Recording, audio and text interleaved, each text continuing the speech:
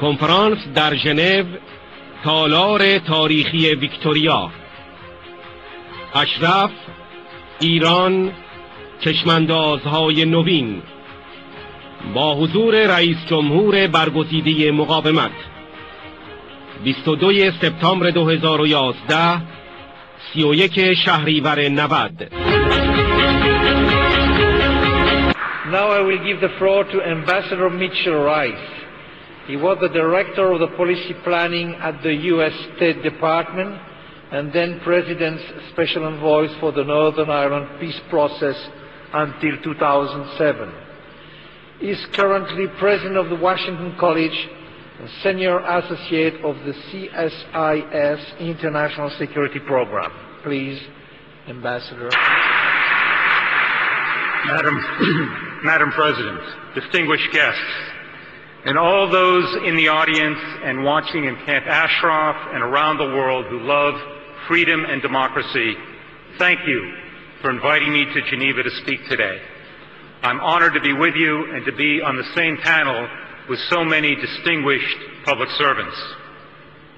A few years ago, I served in the U.S. government. My responsibilities included examining foreign policy challenges around the world for the Secretary of State. This meant analyzing issues and assessing trends to see whether challenges were getting better or getting worse, and then recommending what the Secretary should do to best promote U.S. security.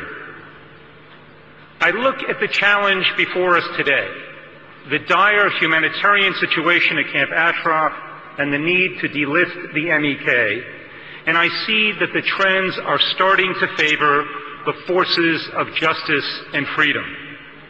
In particular, I see positive trends in three important areas. First, at the United Nations.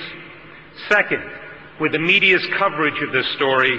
And third, within the U.S. government. Let me address each one briefly. First, the United Nations. Within the past few months, the leaders of the MEK and those who believe in this cause have effectively lobbied the United Nations here in Geneva and in New York. The UN High Commissioner for Human Rights has accepted petitions from the residents of Camp Ashraf who have requested the granting of refugee status. And the UN High Commission is moving forward to consider these requests. In the meantime, these Camp Ashraf residents are now officially asylum seekers under international law, which provides them with another layer of protection against violence by the Iraqi government forces and the Iranian regime. Further, these petitioners do not have to announce their membership in the MEK in order to apply for refugee status. All of this is progress, and the story of Camp Ashraf takes place within a larger recent trend where the international community has not stood by helplessly and simply watched innocent civilians be slaughtered. I'm talking, of course, about the humanitarian intervention in Libya by the United States and the European powers. Faced with the imminent slaughter of the residents of Benghazi, these countries, along with the UN and the Arab League, decided never again. Never again would they stand by and watch the murder of innocent civilians when they could act and save lives. And act they did.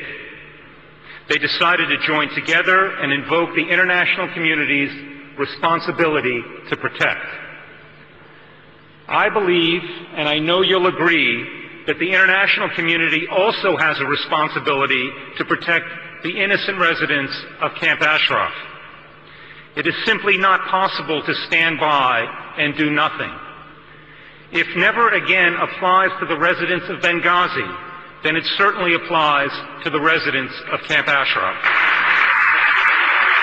The international community cannot claim they do not know the peril in which the brave residents of Camp Ashraf live every day, not after the events of April 8th.